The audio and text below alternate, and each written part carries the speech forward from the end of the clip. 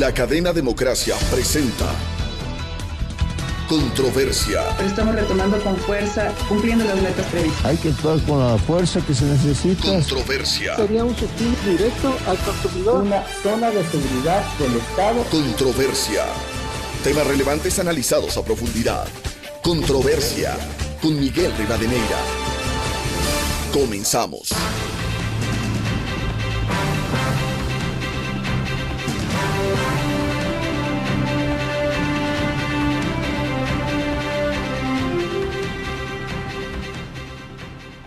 Un saludo cordial a los seguidores del programa Controversia en Escena a través de Exa FM, Democracia M y Democracia TV. Hoy queremos abordar un tema vinculado con las próximas elecciones presidenciales y legislativas, que se realizará la consulta popular sobre la no explotación petrolera en el Yasuní y sus implicaciones económicas, políticas, medioambientales y sociales para el país, partiendo de un hecho. ¿Qué sucedería si se queda sin explotación petrolera el bloque 43 en el Yasuní? ¿Qué implicará eso de aprobarse? Con un hecho que hay que señalarlo. La producción petrolera ecuatoriana ha caído durante los últimos meses. Incluso el precio del crudo se ha ido hacia abajo, el referente, el WTI.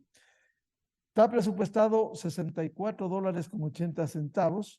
Sin embargo, esta semana, precisamente, el precio del petróleo en el mercado internacional WTI estuvo alrededor, esto fluctúa, cambia día a día, pero estuvo alrededor de $68 a comienzos de esta semana y el ecuatoriano en alrededor de $60 en promedio, lo cual significa por debajo de lo presupuestado. Es decir, reducción por la producción, reducción en el precio, y ahora se suma los recursos que se quedarían sin ingresar al Estado ecuatoriano por la no explotación en el Yasuní. Con estos antecedentes, quiero dar la cordial bienvenida a los invitados de hoy, el doctor René Ortiz, exsecretario de la OPEP, exministro de Energía y Minas, Verónica Arias, ambientalista, y el economista Alberto Acosta Burneo, de Análisis Semanal.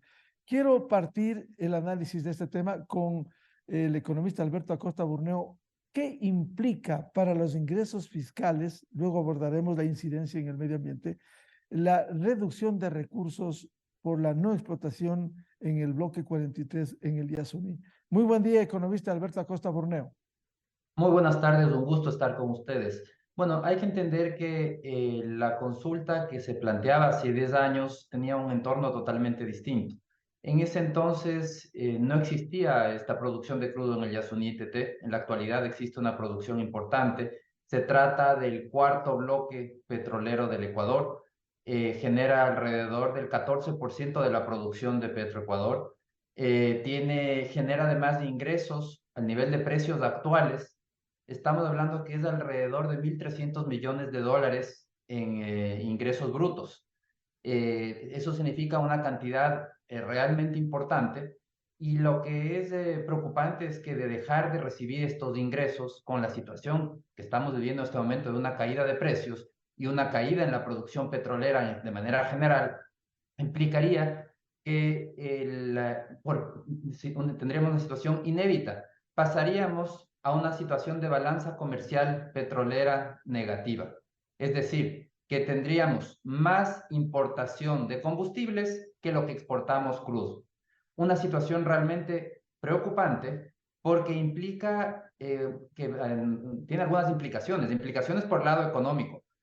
Un déficit comercial petrolero implica que se tendrán que ajustar el resto de importaciones. La economía se va a tener que achicar. Y evidentemente un país que deja de recibir $1.300 millones al año es un monto muy importante. Estamos hablando de un 1% del PIB.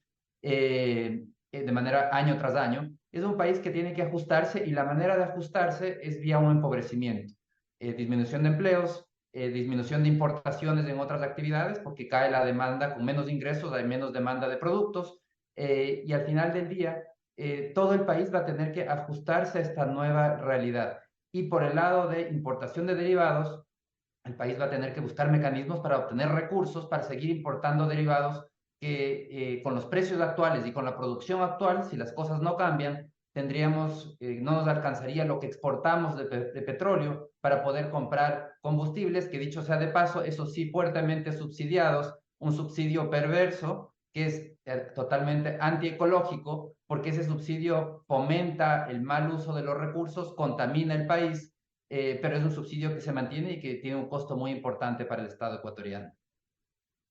Economista Alberto Acosta Burneo, generalmente cuando se reducen los ingresos, uno dice, ¿cómo se puede compensar a fin de que no crezca aún más el déficit fiscal? ¿Cómo se puede compensar esto? Bueno, aquí hay varias alternativas y por eso es que si la Corte quería dar paso a esta consulta, lo responsable era que diga, bueno, perfecto, quieren su consulta, tenían la razón, es constitucional, esos son argumentos legales donde yo no me voy a meter, pero lo responsable es decir, miren, están afectando, van a reducir las exportaciones del Ecuador en 1.300 millones de dólares, van a reducir los ingresos fiscales, entonces tienen que decirnos también cómo van a compensar esas pérdidas. Es decir, toda decisión, todo acto tiene una consecuencia. Y como adultos debemos asumir las consecuencias. Los ecuatorianos perfectamente podemos votar y decir, queremos perder esos 1.300 millones de dólares. Perfecto. Pero ¿cómo los vamos a compensar? Alternativas. Una alternativa es reduciendo el subsidio de los combustibles en un monto similar. Entonces, por ahí va un primer mecanismo de financiamiento. Otra alternativa, subiendo impuestos a los ciudadanos por un monto similar. Las dos alternativas implican que los ciudadanos al final del día terminaremos pagando por esa caída en la producción petrolera. ¿Y cómo se paga? ¿O qué significa ese pago? Significa menos dinero disponible, significa destrucción de actividad económica, menos empleo, pérdidas de empleos, que al final del día terminan reduciendo el nivel de vida de la población. Entonces tenemos que estar muy claros que es una decisión totalmente legítima. Podemos decidir como ecuatorianos que no queremos que se extraiga más petróleo, pero hay que entender las consecuencias y las consecuencias vienen de la mano de un empobrecimiento importante para toda la población, donde vamos a ver cómo se van a tener que achicar el consumo porque vamos a tener ya una brecha por el lado comercial, se va a tener que achicar el gasto público o elevar impuestos, que sacar más plata a los ciudadanos, que tiene un efecto recesivo. Entonces, todas las medidas al final del día, las compensaciones que se pueden dar, terminan teniendo un efecto de destrucción del nivel de bienestar de la población, afectando principalmente a los más vulnerables, que son quienes más pagan generalmente este tipo de cuentas. Esa es la visión económica que nos ha dado el economista Alberto Acosta Burneo. Veamos la visión desde una responsabilidad de defensa del medio ambiente. Bienvenida, Verónica Arias. ¿Cómo ve esta consulta popular sobre la no explotación petrolera en el Yasuní? Muy buen día. Gracias, gracias. Y Alberto justamente ha dicho, esta es una visión pura y neta económica. Creo que hay muchas aristas que son las que tenemos que también analizar, ¿no es cierto? Y eso significa que, de alguna forma, yo creo que en estos 50, 60 años de explotación petrolera ha existido una idealización de esta panacea, ¿no? Acabar el petróleo nos va a ayudar a acabar con el hambre, con la pobreza, y resulta que según las cifras, las provincias donde justamente hay explotación petrolera son las más pobres del país, ¿no? Por otro lado, también, si bien es cierto, podría eventualmente dejar de percibir estos ingresos justamente el Ecuador, según los datos del Ministerio de Energía, no son datos míos, sino que del Ministerio de Energía, precisamente las reservas probadas del país son como 1.338 millones de barriles, que podría agotarse en menos de 5 años en caso de que no se integren nuevas reservas. De lo que hemos visto, en el 2020 partimos con 500.000 barriles de petróleo y se prometieron llegar al 2025 a 1 millón de barriles, pero siempre y cuando haya inversión privada, se mejore la tecnología, apertura de nuevos pozos, se repotencie la refinería de Esmeraldas, haya grandes cambios en Petroecuador, es decir, un montón de cosas que hay que hacerse, pero la realidad no es tanto así, ¿no? Y según datos de Petroecuador, justamente se alcanzó ya un nivel de extracción precisamente en el bloque de ITT de 80.000 barriles y ahora están a 50.000 barriles y a la baja, ¿no? Y tanto es así que el exministro Santos Alvite mencionó que en el bloque 43, que ya inició su fase de declinación debido a la elevada densidad del crudo, que parecía ya esto una brea, y que es muy difícil explotar. Es decir, que de cada 100 barriles, digamos, son 8 de petróleo y los demás en realidad corresponde a agua tóxica. Esto significa que no es una muy buena calidad de petróleo y esto en definitiva habría que hacer un montón de inversiones para que sea rentable. Entonces, la pregunta del millón es que si es que no estamos alcanzando lo que se ha prometido y más bien a nivel mundial y en el Ecuador estamos pues en una baja de rendimiento petrolero y como tú mencionaste, Miguel, se está pagando por un crudo de baja calidad 60, 68 dólares por barril. Nos ponemos a ver que el costo de extracción es de 40 dólares por barril. O sea, al Estado ecuatoriano realmente le queda 20 dólares, sin considerar aquellos castigos por impurezas del crudo de mala calidad que se da, y además por la cantidad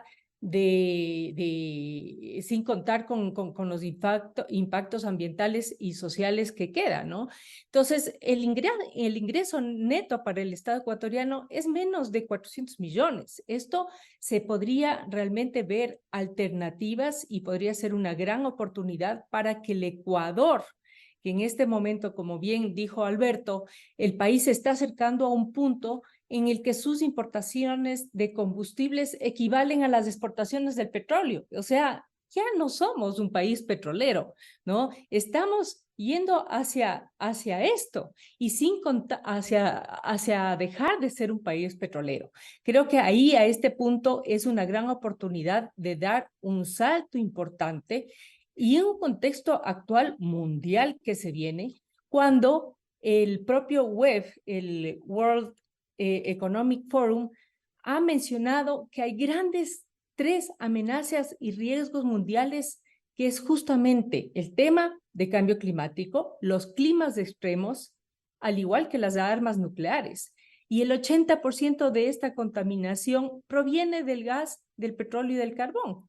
Entonces, si estamos hablando que tenemos un contexto cada vez más difícil, que se viene un niño más difícil todavía, y que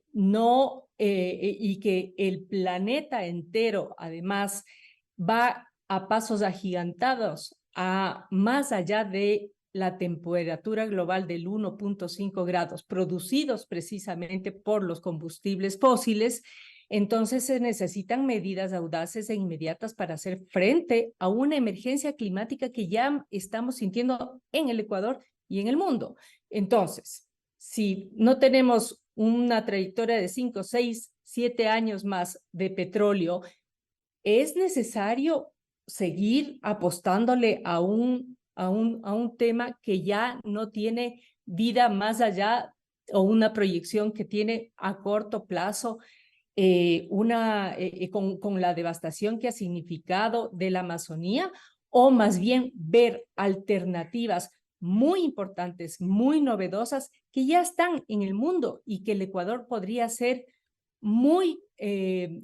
tener un liderazgo muy importante en esas alternativas. Y te puedo mencionar varias de esas, o conversamos precisamente de esto en una segunda conversación. De una vez, Verónica, nos gustaría conocer cuáles pudieran ser esas alternativas, a sabiendas que desde la visión económica va a haber una reducción de ingresos. ¿Cómo compensar precisamente si el Estado necesita esos recursos? A ver, yo creo que hay varias alternativas que se mencionan y creo que hay economistas brillantes aquí mismo que me acompañan como más allá en el Ecuador y en el mundo entero, ¿no? Acabamos de ver un canje de deuda por naturaleza de Galápagos por 1.500 millones, ¿no? Se puede plantear justamente un canje de deuda con China, porque además sabemos que los chinos son precisamente los grandes afortunados de toda esta explotación. Simplemente Brasil recibió 1.200 millones de dólares de Noruega y Alemania para conservar la Amazonía. ¿Por qué el Ecuador no vamos a poder recibir eso? Fíjate que Guyana recibió 250 millones. Eso es mucho más de lo que estamos hablando de que perdería si no explotamos el ITT.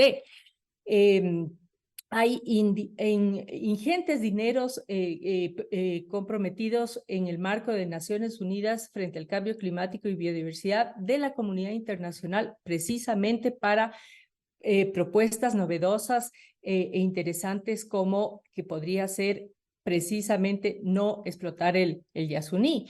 Estamos hablando de una producción agroecológica, estamos hablando de una producción con una visión de bioeconomía, de empleos verdes, de proyectos energéticos. Estamos hablando del mundo está atravesando ya, oyéndose a una transición energética post-petrolera. Estamos hablando de mercados de carbono, es decir, que te pagan por justamente conservar. Y esto ya lo hace Colombia hace mucho tiempo, está haciendo México, está haciendo Filipinas, está haciendo varios países. Si se trata de combatir, por ejemplo, la evasión tributaria, solo ahí nomás tienes 4.400 millones al año, es decir, mucho más o 10 veces más de los 1.200 millones que dejaríamos de percibir si no se explota el ITT. Esto te digo según informes del Servicio de Rentas Internas del 2021, es decir, la ilegalidad y la irregularidad aquí premia, pero si nos enfocamos realmente en generar este tipo de ingresos, creo que sí es viable, ¿no? Y dejar de pensar en comida para hoy y hambre para mañana. Creo que se debe entender la no explotación del Yasuní como la corrección de un error histórico.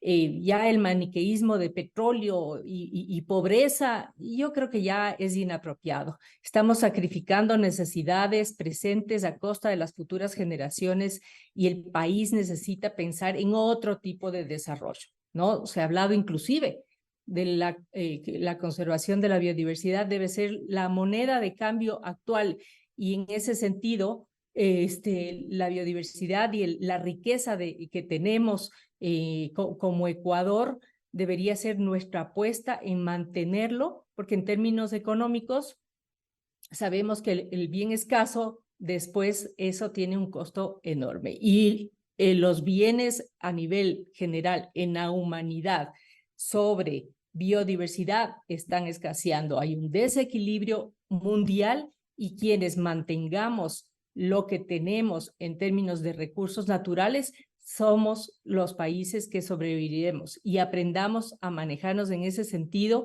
y negociando no desde la pobreza, sino desde la riqueza, porque somos un país rico. Es un cambio de estructura mental lo que se está hablando. Bienvenido al doctor René Ortiz, exsecretario de la OPEP, exministro de Energía, con amplia experiencia en este campo.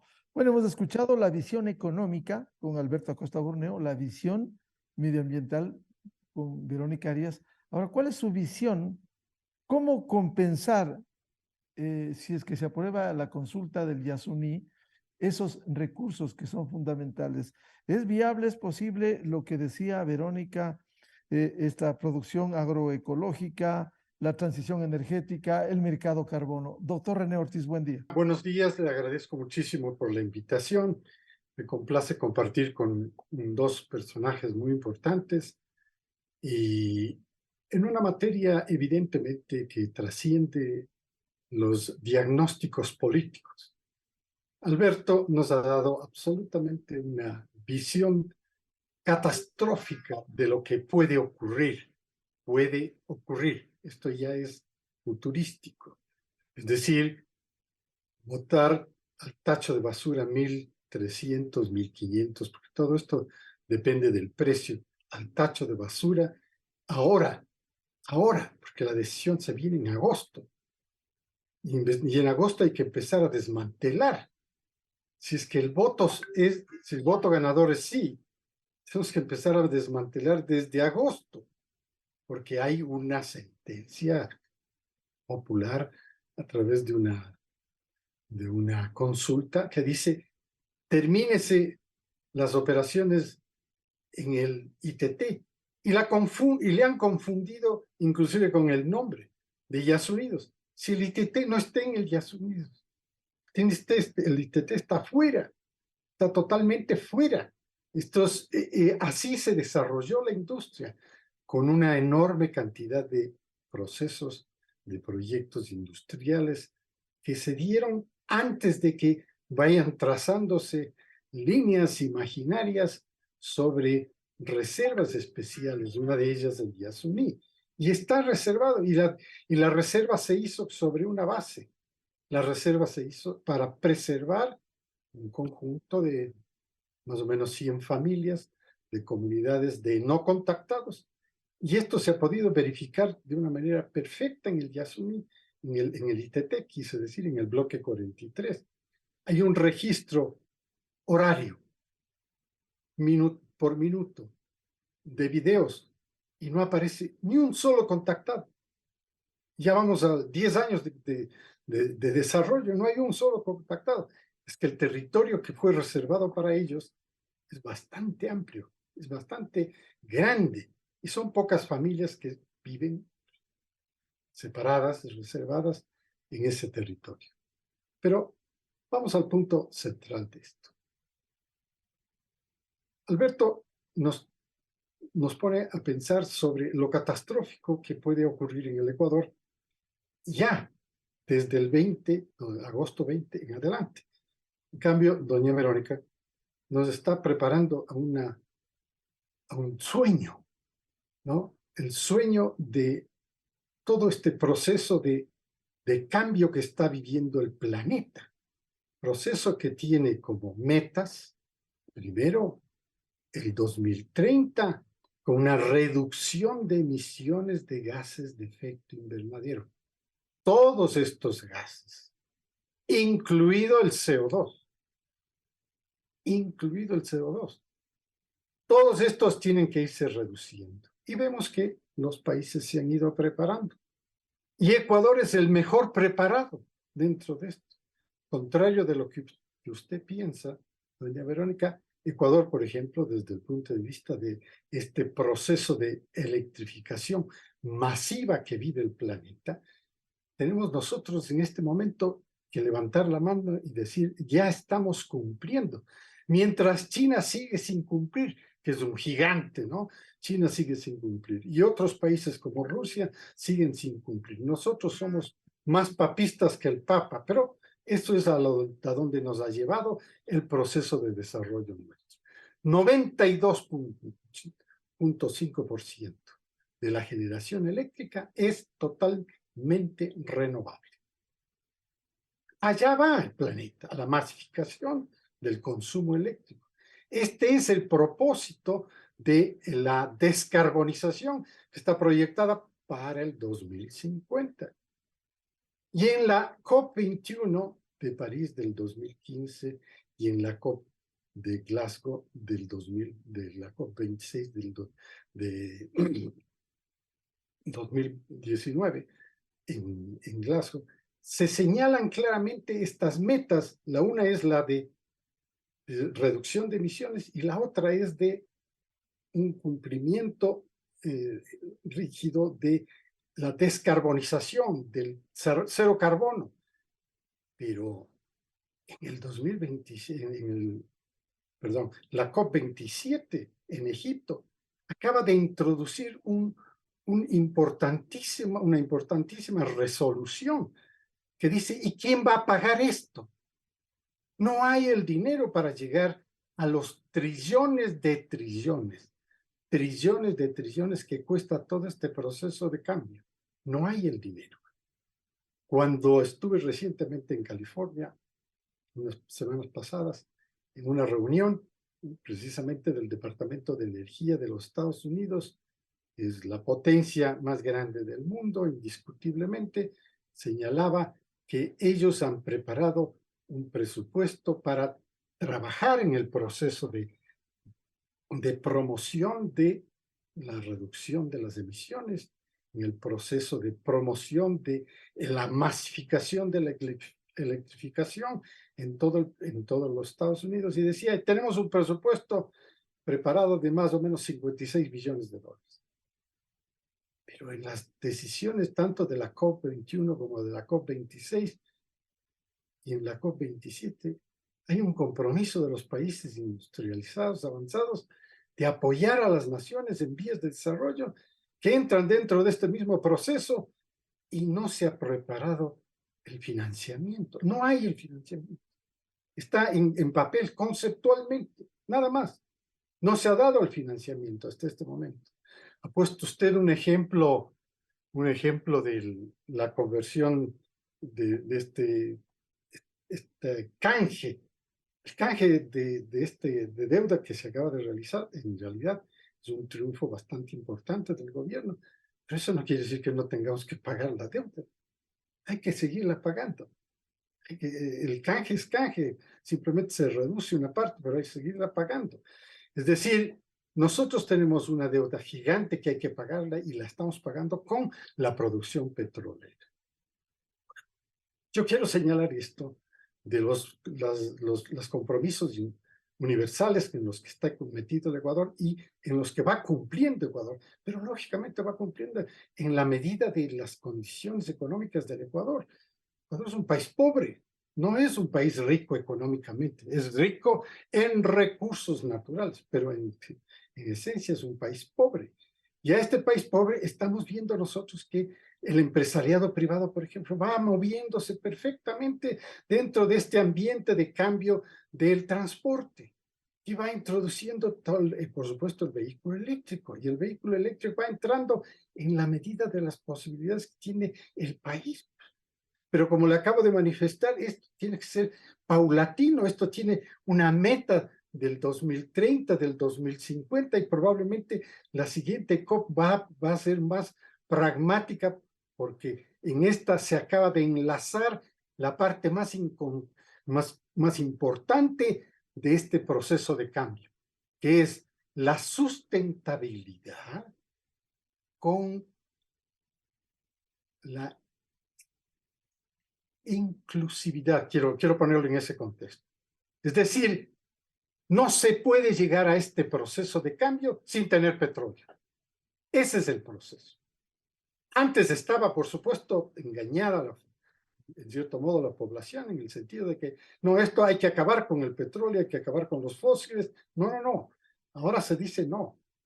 Es sustentabilidad, pero inclusiva, con todas las otras formas de energía, y la mayor es, por supuesto, definitivamente petróleo. Fíjese usted que para ahora este año, 2023, nosotros estamos consumiendo o produciendo más o menos 100 millones de barriles por día. ¿Y usted piensa que estamos reduciendo el consumo? No. Para el 2024 aumenta.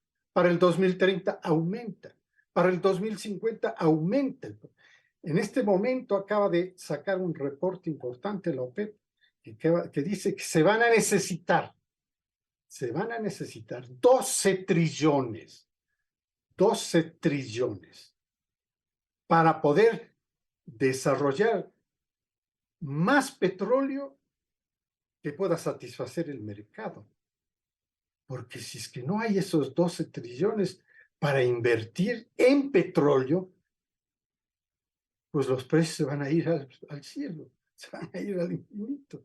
Porque eso es un problema muy fácil de oferta y demanda. Si no hay la oferta, la demanda va a impulsar los precios para arriba. Es una advertencia muy importante de una organización que ha jugado un papel muy importante en todo este proceso de transformación, incluyendo, por supuesto, el proceso de cambio del cambio climático que estamos viviendo en el planeta. Pero, termino con esto, Miguel, no se puede trabajar en dos escenarios diferentes. El escenario de la coyuntura nuestra es que el 20 de agosto, si el voto por el sí gana, nosotros tenemos que empezar a desmantelar. Y esto ya causa un problema social y causa un problema catastrófico económico, que lo ha dibujado perfectamente Alberto. ¿Cómo vamos a reemplazar esto? Inclusive he escuchado sobre el cobro el mejor cobro de impuestos para evitar la evasión. Pues estas son teorías, son conceptos que están presentes, pero no pueden ser manejados como tienen que entrar en la compensación inmediata, que el 20 de agosto comienza el proceso de desmantelamiento si el voto por el sí gana. ¿Y cómo lo vamos a compensar? Lo único que hay que hacer es quitar 55,000 barriles por día de producción del ITT. ¿Y qué daño le ha hecho esto al Yasuní?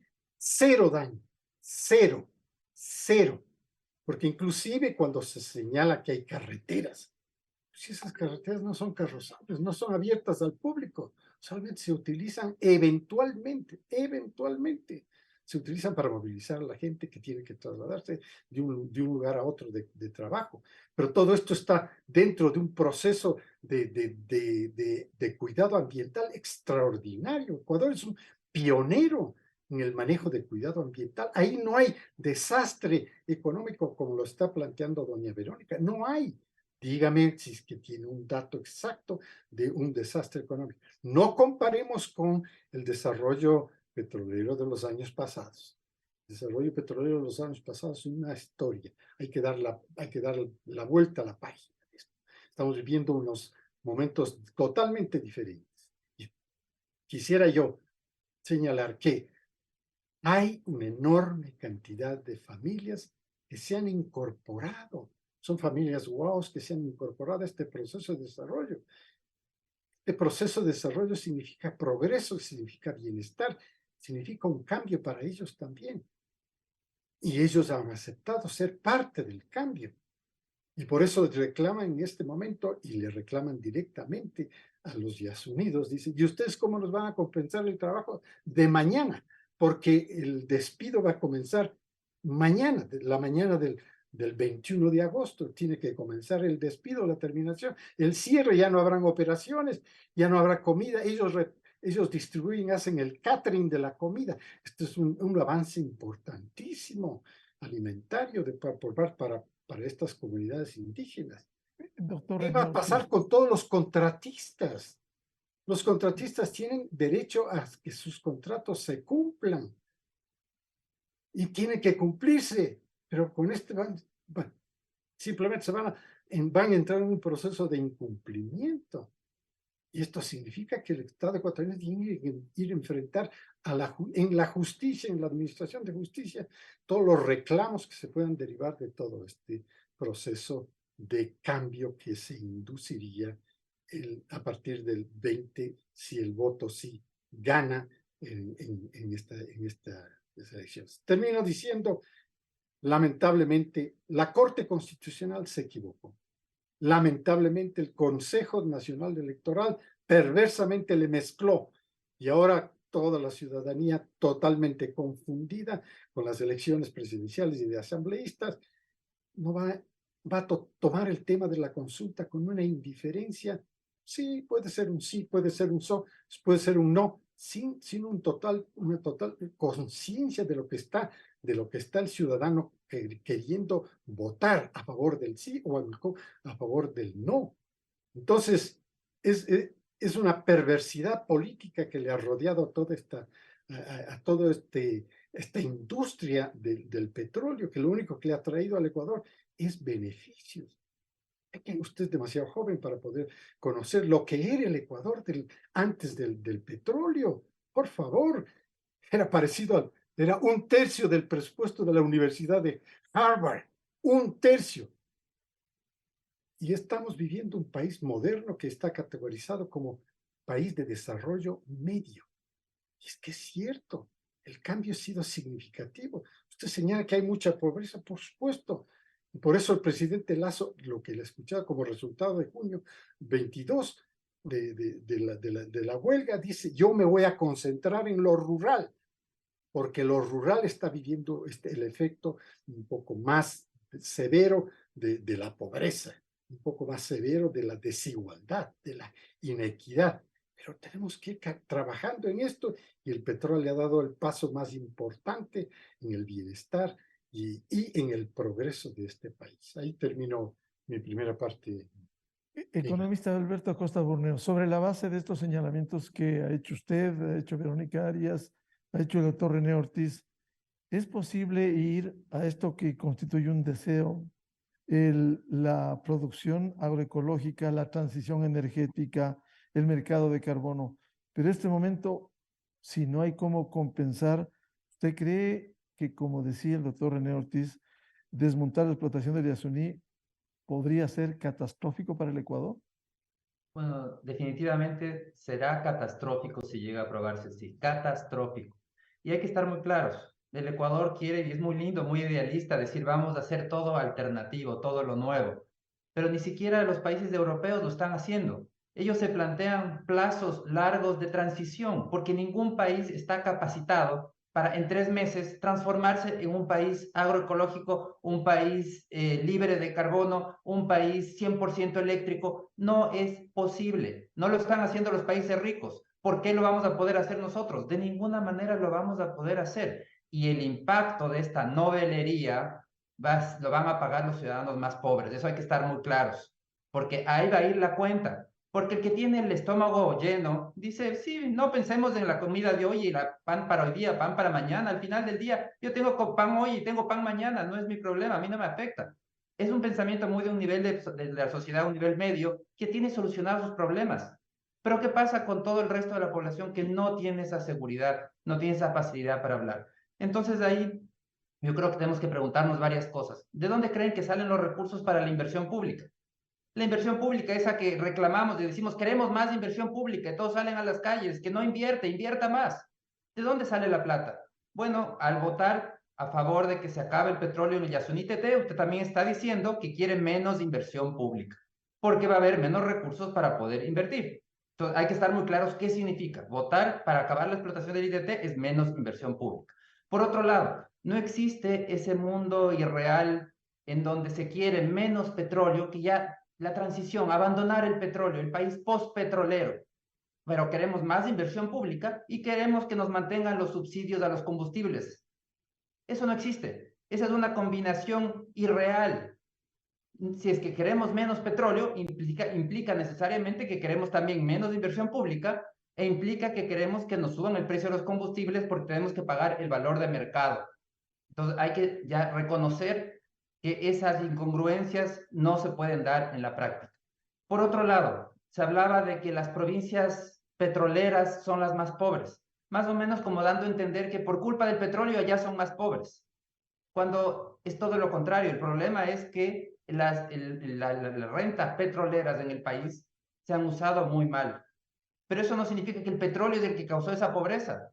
El petróleo transformó al Ecuador, y eso yo también soy muy joven como para poder compararlo en carne propia, pero puedo escuchar las historias de mis abuelos, de mis padres, de lo que era el país en los años 50, en los años 60. Esto era un país con un nivel de vida bajísimo. El país se transformó totalmente con el petróleo. Es un cambio radical. Se crearon las ciudades, no existían los grandes centros urbanos. Era un país, y me llama mucho la atención, por ejemplo, una encuesta que leía, que publicó algún periódico de los años 50, donde una de las preguntas era qué tipo de calzado usaba, y el grueso de la población no usaba calzado, para darnos cuenta de la pobreza que existía en este país. Otro tanto usaba alpargatas, y apenas una minoría usaba zapatos.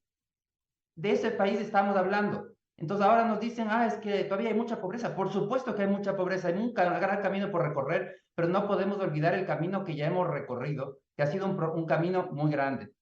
Por otro lado, desde los años 70 se dice que el petróleo se va a acabar. Con ese cuento que ya se acaba, ya nos vamos a quedar sin petróleo. Y en la realidad es que las reservas es simplemente un indicador que cambia día tras día. y cambia en función de las inversiones que se hacen en exploración, en función de la tecnología. Veamos lo que sucedió, por ejemplo, con el petróleo de esquisto. Ese era un petróleo que no estaba en las reservas de ningún indicador y de repente cambió la tecnología, se puede aprovechar otro tipo de recursos, como igual se puede hacer con un petróleo extra pesado porque existe la tecnología. Y entonces aquí el tema es que las reservas van cambiando permanentemente en función de las inversiones. Entonces, hay petróleo en el Ecuador y en el mundo de largo, y la realidad es que nunca va a llegar a acabarse el petróleo, ni en el Ecuador ni en el mundo. Lo que va a suceder antes es que se dará esa transición hacia una energía mucho más eficiente, eventualmente, y entonces dejará de ser rentable extraer el petróleo. Es lo mismo que sucedió con el carbón, perdón. El carbón, no es que se acabó el carbón del mundo, pero dejó de usarse el carbón como una energía para el sector productivo, sino solamente en casos puntuales. Todavía se lo usa el día de hoy, todavía se usa carbón, pero es una energía marginal. ¿Y por qué? ¿Porque se acabó el carbón? No, el carbón no se acabó. Sigue existiendo carbón, pero hay energías como son los hidrocarburos, que son mucho más eficientes, y entonces se utilizan esas energías. Lo mismo va a suceder con el petróleo, eventualmente, pero nuevamente entendamos, no mañana, no el 20 de agosto, sino eventualmente, no sabemos en qué momento, se dará esa transición hacia una energía mucho más eficiente y ya no será rentable seguir extrayendo más petróleo. Pero lo importante aquí es que en ese interín de la transición, el petróleo en el Ecuador tiene un potencial gigantesco. El Ecuador puede todavía obtener rentas importantísimas y ojalá que no le suceda que termine dándose esta transición hacia una nueva energía sin que el Ecuador haya podido aprovechar de estas rentas petroleras que tanta falta le hacen. El país tiene que impulsar una transición ecológica, por supuesto, igual que el resto de países del mundo. Tiene que ir hacia esa visión de energías limpias, en donde, como bien decía René, el Ecuador va a la cabeza, porque tenemos una producción hidroeléctrica mucho más elevada que muchos de los países en el mundo. Energías limpias. El Ecuador es una potencia en generación limpia de energía. Tenemos que seguir avanzando en esa línea. Eso es lo correcto. Pero, por ejemplo, hablamos mucho de esa transición hacia las energías limpias y al mismo tiempo estamos bloqueando la actividad minera de cobre. El cobre es el fundamento de la transición ecológica. Sin cobre no hay transición ecológica. Pero en el Ecuador decimos, nosotros somos muy ecológicos, pero no queremos que extraiga más cobre del país.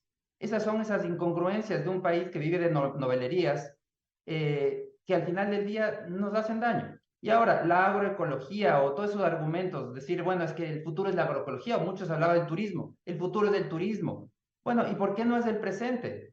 El asunto aquí, ¿quién ha impedido que no se invierta en esas actividades? ¿Por qué no el turismo es muchísimo más importante que el petróleo? ¿Alguien impidió eso de ahí? ¿O por qué la agroecología no ha prosperado? Aquí hay que tener mucho cuidado con esas novelerías que son muy perniciosas. Por ejemplo, Sri Lanka cayó en ese engaño de los cultivos orgánicos. ¿Y qué es lo que sucedió? Prohibió el uso de fertilizantes químicos en 2021.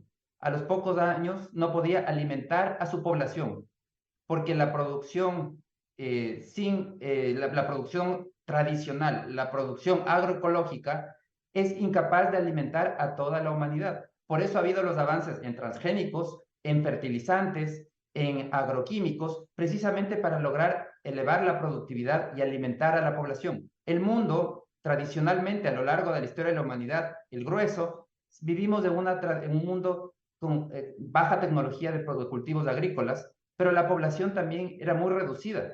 El crecimiento poblacional se da en el momento que damos ese salto hacia mejores técnicas productivas.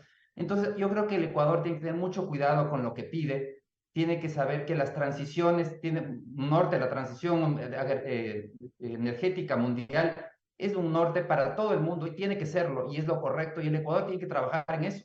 Impulsar, y por ejemplo, como ya están haciendo otros países de la región, posicionarse en la minería pensando en la transición agroecológica. Por ejemplo, en Chile ya están hablando de litio y cómo impulsar el litio. Lo mismo en Bolivia, que es el recurso clave de esa transición. Cobre, litio son los recursos claves y quienes manejen esos recursos van a tener un control importante sobre esa transición energética del mundo. Eso tenemos que entenderlo nosotros también y entender que todas las transiciones son precisamente eso, transiciones. Hay que dar los pasos en esa dirección, pero lo que no podemos hacer es acelerarnos porque nos puede salir extremadamente caro. Dejar de producir 1.300 millones de dólares de petróleo de aquí en pocos meses, en pocas semanas, implicaría una caída en el nivel de vida muy significativo, una destrucción de empleos que, claro, para quien tiene ya el estómago lleno, no es un problema. Al final del día yo tengo empleo hoy, tengo empleo mañana, vivo bien. Pero ¿qué pasa con todo el resto de la población? Con toda esa población que sí reclama servicios públicos porque no tiene acceso a una educación de calidad, no tiene acceso a una salud de calidad, necesita inversión pública.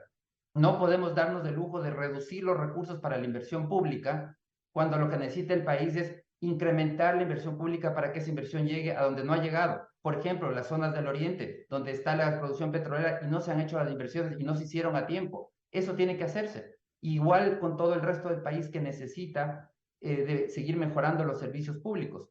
Entonces, la solución no es dar estos saltos precipitados, impulsados por una novelería, sino dar saltos en firme, trabajar hacia esa transición ecológica responsablemente, transición energética responsablemente, paso a paso, no empujones, que nos puede al final del día terminar haciendo muchísimo daño, especialmente a los ciudadanos más vulnerables.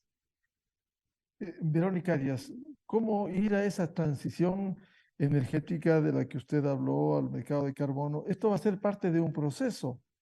Y mientras hay el proceso, hay menos recursos para el Estado, como ha señalado el economista Alberto Acosta Borneo y como lo ha corroborado el doctor René Ortiz. ¿Cómo ir a esa transición a fin de que de alguna manera se pudiera compensar, no haya mayor afectación en los ingresos del Estado ecuatoriano, que ya de por sí tenemos un déficit fiscal, y por otro, ir a eso que debe ser una aspiración al mediano plazo? Sí.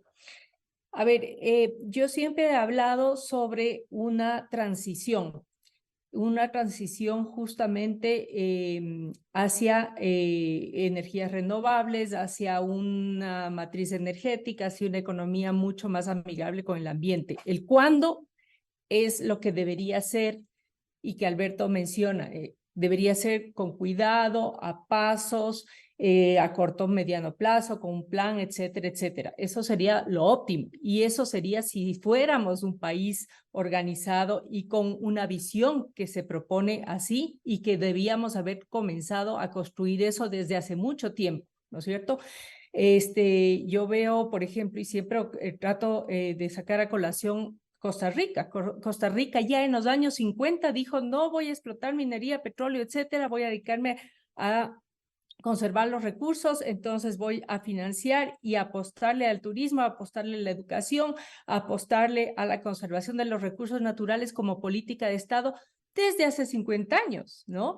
Nosotros, yo creo que esto no le hemos apostado desde hace mucho tiempo, porque hemos tenido justamente nuestra zona de confort, hemos tenido el petróleo desde hace mucho tiempo, y queremos seguirle apostando a esto, ¿no? Es decir, yo no estoy viendo que en ningún momento nos hemos dedicado responsablemente en ningún gobierno, y de que esto se está hablando, a decir, ok, vamos a hacer ese paso a la transición energética. Sí, definitivamente ciertos avances, la matriz hidroeléctrica, algo se habla ya sobre el tema de hidrógeno, algo se habla sobre algunos temas que todavía no hay ni siquiera unos reales incentivos para un proceso de descarbonización, etcétera. Entonces seguimos apostándole a lo mismo que ya conocemos y decir, bueno, el petróleo es la panacea. Tenemos lo que tenemos. Tenemos una consulta popular a la vuelta de la esquina. Yo también coincido que de pronto no era la mejor circunstancias y que se nos adelantó el tiempo, y que la consulta popular específica va a mezclarse, que además, como siempre, un tema político, pero es lo que tenemos a la vuelta de la esquina y hay que mirar de mejor manera cómo salimos, ¿no? En este sentido. Ahora, yo siempre trato de ver el vaso de agua medio lleno y las oportunidades que estas crisis o estas coyunturas se dan. Porque como digo, bueno fuera si es que si tuviéramos un Ecuador donde se planifica como política de Estado hacer este plan, ¿no? De transición a corto, mediano plazo, ir dejando el subsidio a los combustibles, ir dejando el tema petrolero, ir dejando el tema minero, desarrollar la bioeconomía, desarrollar otro tipo de alternativas, el ecoturismo, etcétera, etcétera. ¿Por qué no se lo ha hecho?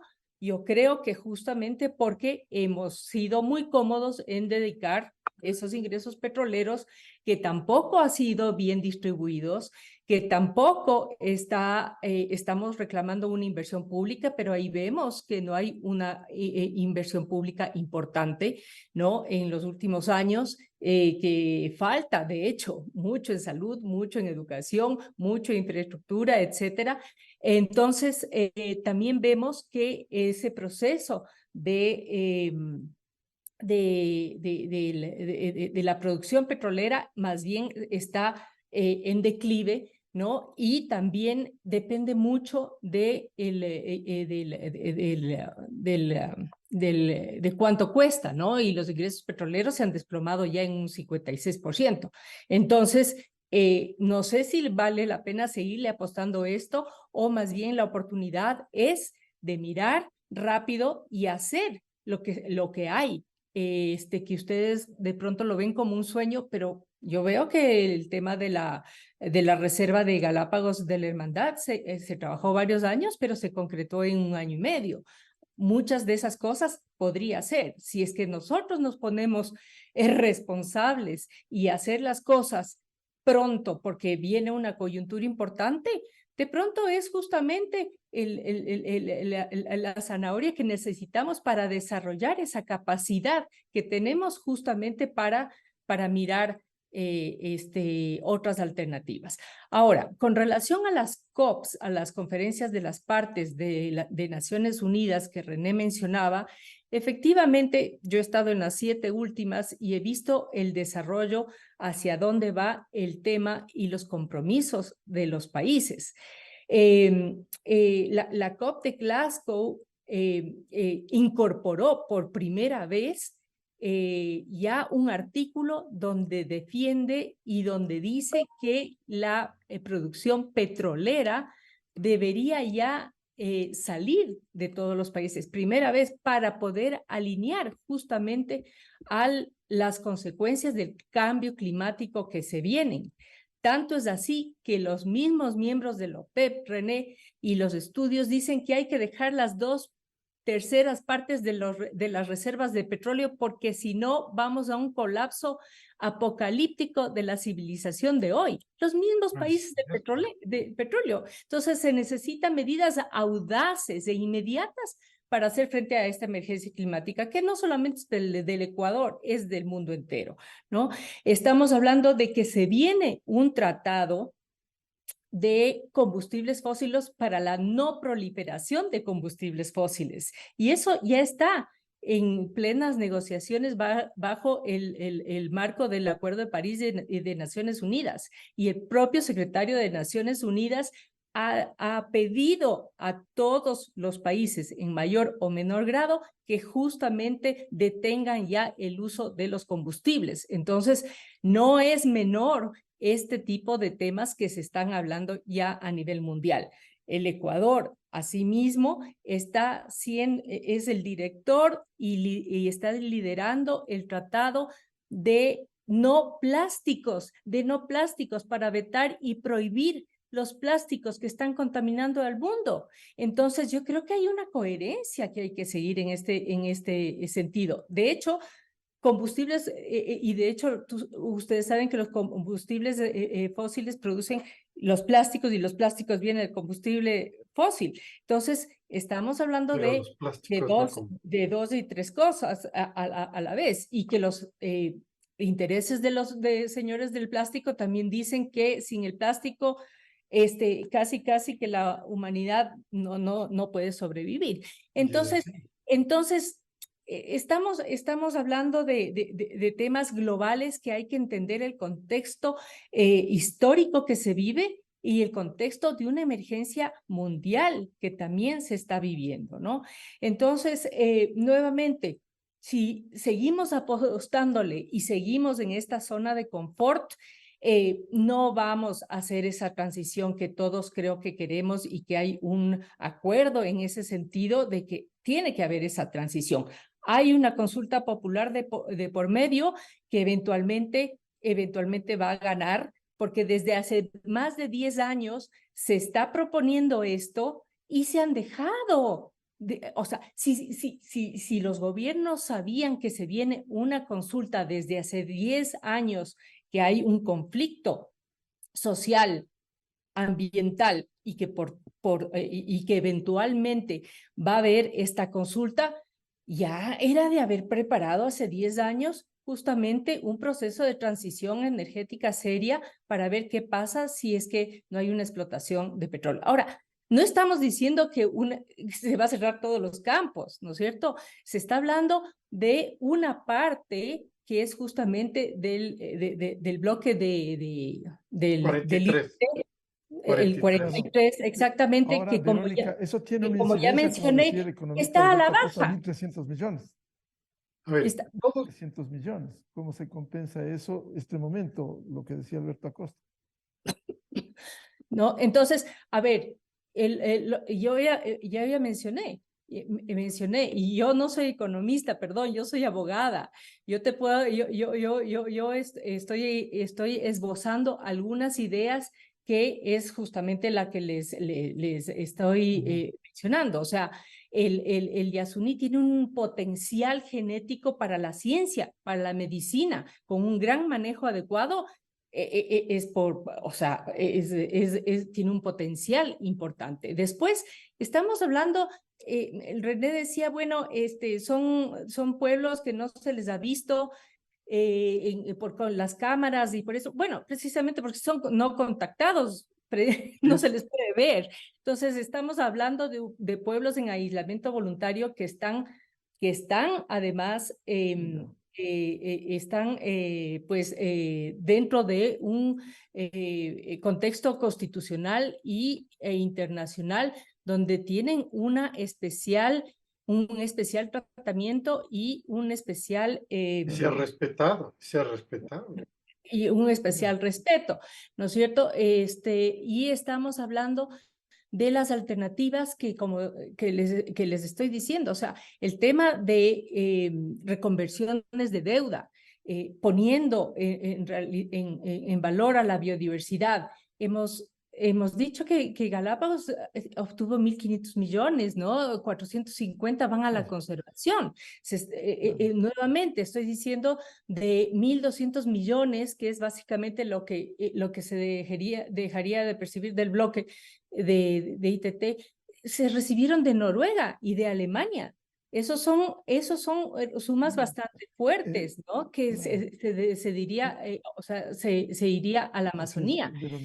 Hay proyectos, por ejemplo, de ONGs que ya están trabajando en un biocorredor amazónico, precisamente con mecanismos de financiamiento para generar ese tipo de cosas y otros mecanismos bastante interesantes, como por ejemplo, yo decía, yo he estado en el sector público y he estado en los GATS, que eventualmente van a ser afectados, pero creo que es tiempo de crear sus propias finanzas. Y ojo, yo estoy diciendo cosas que no son políticamente correctos, pero la recaudación de impuestos creo esto que obliga a desafíos. Quisiera un par de opiniones rápidamente que ya vamos a concluir. Doctor René Ortiz, ¿no se puede acelerar el proceso de transición dadas las condiciones del Yasuní? Se viene hablando tanto tiempo, se produce ahora, se concreta la consulta por decisión de la Corte Constitucional.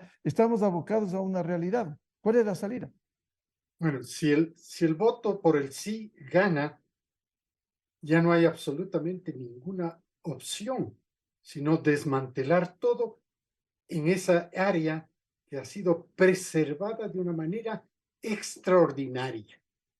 Yo le escuchaba a otra dama precisamente señalar que no le han dejado entrar en el bloque. Esa es la forma como se ha podido mantener con rigurosidad el cuidado ambiental, esa responsabilidad social. Y es precisamente a ese al que se va a atacar con esta, porque yo no sé cómo va a ser la campaña de los Estados Unidos para tener el favoritismo por el voto sí, no lo sé, pero me imagino que van a hacer una cantidad de conjeturas y confusiones que van a confundir a la gente. Van a confundirla y más todavía la confusión con las elecciones presidenciales y asambleístas. Esto va a ser una batadola, ¿no? de circunstancias a las que está expuesto el elector.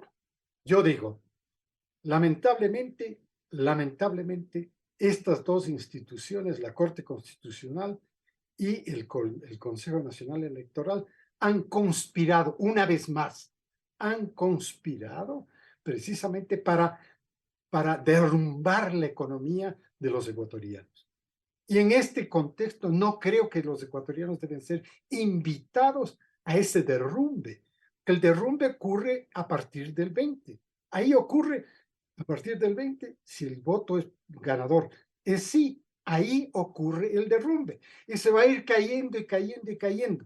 Y cuando Alberto dice, y es que esto vamos a un proceso de empobrecimiento, claro, y el empobrecimiento es inmediato, no es un sueño de cambio de deuda, de canje de deuda de otros 1.200 o 1.500 o todos los miles por la biodiversidad de Ecuador, que es más o menos la misma biodiversidad de Perú, de Brasil, de Colombia. Todos aspiran a lo mismo dentro de este conjunto, de este cambio que nos está proponiendo Naciones Unidas sobre la base de la eliminación, descarbonización del planeta, eliminando los combustibles fósiles. Pero vean, tenemos que nosotros concretar esto claramente. La eliminación de los fósiles ha sido la inclusividad de la última COP. Si ya no se puede llegar a la sustentabilidad sin tener a los fósiles. Tampoco nos podemos convertir nosotros en los campeones de la eliminación, cuando sabemos que ni siquiera le va a incidir en nada a la demanda mundial, porque somos un país de producción marginal, pero nos sirve a nosotros. Y a nosotros tenemos que producir lo nuestro. Y por eso la declaración sobre cómo debería manejarse la industria del petróleo la siguiente, con sustentabilidad, es porque estamos dándole chance también para que se vengan las energías renovables. Vea cómo vamos creciendo en energías renovables. El desarrollo fotovoltaico, hay que estudiarlo, pues, tiene que penetrarse en eso. Y todas esas alternativas, las si me personas tienen que permite, entrar a doctor trabajar en Ortiz. esto. Inmenso. El Aromo, son 200 megawatts. Esto es gigantesco y es una inversión enorme, pero hay que hacerla paso a paso. Esto vendrá. Un proyecto fotovoltaico va a venir en 5 años la terminación Pero de estamos, la instalación de tantos paneles solares. Es decir, nosotros tenemos que tomar con pausa este tema. Yo no sé cómo los Estados Unidos pueden reaccionar el día 21. No sé si el sí gana, que es lo que usted dice que va a ganar. Bueno, yo espero que no gane. Yo espero que pierda definitivamente el sí, primero, porque esto es lo que le conviene al Ecuador, que pierda el sí, porque ustedes no ganan nada con el cierre del 43. Miguel, yo quisiera hacer Ortiz, un comentario, si me permite. si me Para permite. concluir, sí, Alberto Acosta Borneo, por favor.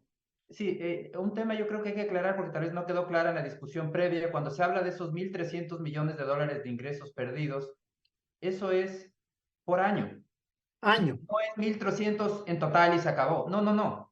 1.300 por año. O sea, el próximo año son 2.600 y así seguimos sumando año tras año mientras dure esas reservas, mientras se pueda extraer crudo de ese lugar. Eso significa, y hay un cálculo del valor presente neto, si sumamos todo lo que podría extraerse de ahí traído a valor presente, son 16.000 millones de dólares que el país va a dejar de recibir. Entonces, no estamos hablando de un canje de 1.000 millones. No, estamos hablando de que eso es por año. Si hacemos un canje de deuda de 1.000 millones, nos sirve para solucionar un año. ¿Y qué hacemos el próximo año? Entonces son 1.300 millones de dólares con los precios actuales, precios bajos. Si suben los precios va a ser mucho más alto, pero 1.300 millones de dólares por año. Por otro lado, sí quisiera yo insistir en el tema que el Ecuador no puede ser más papista que el Papa. La Unión Europea dio plazos para la transición energética. Por ejemplo, prohibición de vender vehículos nuevos a gasolina en 2035. ¿Qué hace el Ecuador? Dejar de producir crudo el 20 de agosto en el ITT. Es decir, aquí a pocas semanas. Entonces, ¿dónde está la capacidad de ser simplemente de planificar y entender que estos procesos no se pueden dar de la noche a la mañana porque tienen un impacto enorme en los ciudadanos? Aquí es lamentable, pero yo siempre hago la pregunta, ¿y para qué enemigos si los ecuatorianos nos tenemos a nosotros mismos para destruir bienestar? Bien, muchas gracias por aportar este debate. Seguiremos hablando, me comprometo a seguir hablando sobre la consulta popular en torno a la no explotación petrolera en el Yasuní, sus implicaciones económicas, políticas, evidentemente medioambientales y sociales para el Ecuador. Muchas gracias al economista Alberto Acosta Burneo de Análisis Semanal, el doctor René Ortiz, exsecretario de la OPEP y exministro de Energía, y Verónica Arias, ambientalista. Muchas gracias, su participación, muy amables. Muchas gracias. Gracias. Muy buen día. Con esto cerramos el programa Controversia en Escena a través de XFM, Democracia M y Democracia TV. Les deseamos un feliz fin de semana y cada uno de los ecuatorianos a reflexionar sobre este tema del Yasuní en las elecciones presidenciales y legislativas junto el 20 de agosto próximo. Muy buen día, felicidades a todos. Esto fue Controversia, temas relevantes analizados a profundidad. Miguel Rivadeneira vuelve el próximo sábado.